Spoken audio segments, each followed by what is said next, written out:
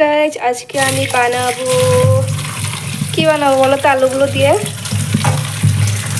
দিয়ে বানাবো আলু চপ বানাবো। আজকে সন্ধ্যা হতে না হতে কিছু খেতে মন যায়, রোজটা দিন কিছু না কিছু খেতে মন যায়। আর বাইরে থেকে কিনে আনলে তো জানোই কীভাবে বানায়, একদমই ভালো নয়। সব বাইরে থেকে খাওয়া একদমই ভালো না, তার জন্য আমি ঘরেই বানাবো আজকে। তারপর এখানে আমি আলুগুলো বয়েল করে নেব। আলুগুলো সিদ্ধ বসিয়ে দেওয়ার পর যখন আমি পেঁয়াজ কাঁচা লঙ্কা কাটতে গিয়েছি, তখন দেখি ঘরে একটা কাঁচা লঙ্কা ছিল না। কী আর করব, এই রাতেই চলে গেলাম মরিচ বাগানে। গিয়ে দেখি গাছে মরিচ ছিল, কিন্তু পাড়তে একদমই ভালো লাগছিল না। যেহেতু কী আর করব, বেশি মরিচ পারিনি, 2 থেকে 3টা মরিচ পেরেছি। এখানে দেখো কালো কালো মরিচগুলো দেখতে কি সুন্দর লাগছিল, আর খেতে কিন্তু ভীষণ ঝাল আর ভীষণ টেস্টি ছিল কিন্তু মরিচগুলো। আমি কিন্তু বেশি মরিচ তুলিনি, শুধু 3টে মরিচ তুলেছি, আরও মরিচ তুলতে পারতাম বাট তুলিনি। আলুগুলো সিদ্ধ করা হয়ে গেছে গাইস। প্রথমত আমি সিদ্ধ বসিয়েছিলাম, 2-3টে সিটি দিয়েছিলাম, তখন দেখেছিলাম যে হয়নি। তারপর আরও কয়েকটা সিটি দিয়েছি, এখন ভালো করে হয়ে গেছে। তোমরা একটু বেশি করে সিটিটা দিবে, তাহলে আলুগুলো নরম হবে, মাখতে ভালো হবে। সিটি কম দিলে কিন্তু আলুগুলো শক্ত থাকবে, মাখতে ভালো হবে না। তারপর এখানে আমি ঠান্ডা জল দিয়ে ঠান্ডা করে নিয়েছি, যেহেতু তাড়াতাড়ি চলতে হবে, সন্ধ্যার সময় খাবো, দেরি করে খেলে কী হবে, রাতে ভাত খেতে পারবো না। তার জন্য এখানে আমি জল দিয়ে অল্প ঠান্ডা করে নিচ্ছি। এখানে আমি আলুগুলো ঠান্ডা হতে দিচ্ছিলাম, আর এদিকে আমি অল্প করে সুজি নিয়ে নিয়েছি, তারপর পেঁয়াজ নিয়ে নিয়েছি, কাঁচা লঙ্কা নিয়ে নিয়েছি।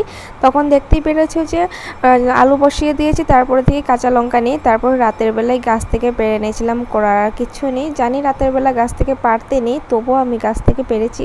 করার কিছুই নেই, কারণ করে একটাও কাঁচা লঙ্কা ছিল না। আলুগুলো ঠান্ডা হয়ে গেছে, এবার আমি ছুলতে বসে গেছি। এখানে দেখো পাকায় বসে ছুলছি, আর এদিকে এত মশা কামড়াচ্ছে আর এত রাগ উঠছিল আমার, মানে কি আর বলবো।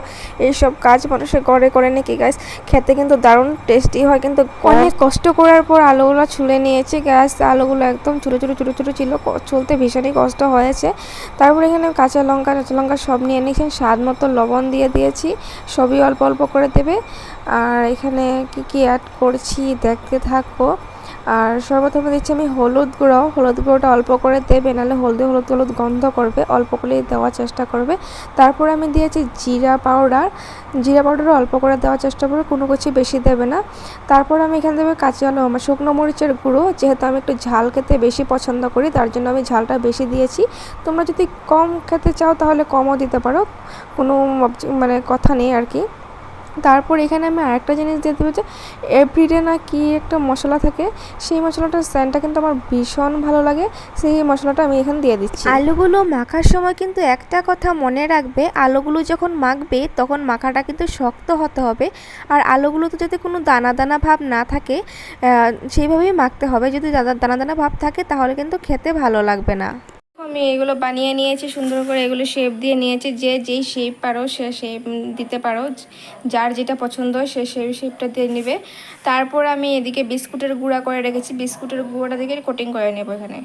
এবার আমি আলুগুলোকে বিস্কুটের গুঁড়োগুলো দিয়ে সুন্দর করে কোটিং করে নেব। ভালো করে কোটিং করতে হবে, নয়তো কিন্তু ক্রাঞ্চি টাইপ আসবে না। তোমরা কিন্তু এই কোটিংটা রাস্ক বিস্কুট ছাড়াও কিন্তু করতে পারো, যে কোনো বিস্কুট দিয়েই হয়ে যাবে, শুধুমাত্র রাস্ক বিস্কুটই লাগবে তা কিন্তু নয়, তোমাদের ঘরে যে কোনো বিস্কুট থাকলেই হয়ে যাবে। আমি এখানে কিন্তু গুডডে বিস্কুট দিয়ে করছি, আমার ঘরে গুডডে বিস্কুটই ছিল, যেহেতু অন্য বিস্কুট ছিল না। আর এইদিকে দেখো আমি তেলে কিন্তু ছেড়ে দিয়েছিলাম, এখানে আধা আধি হয়েও গেছে, তারপর আরও কটা হয়ে গিয়েছিলো, আমি ভিডিও করতে ভুলে গিয়েছিলাম।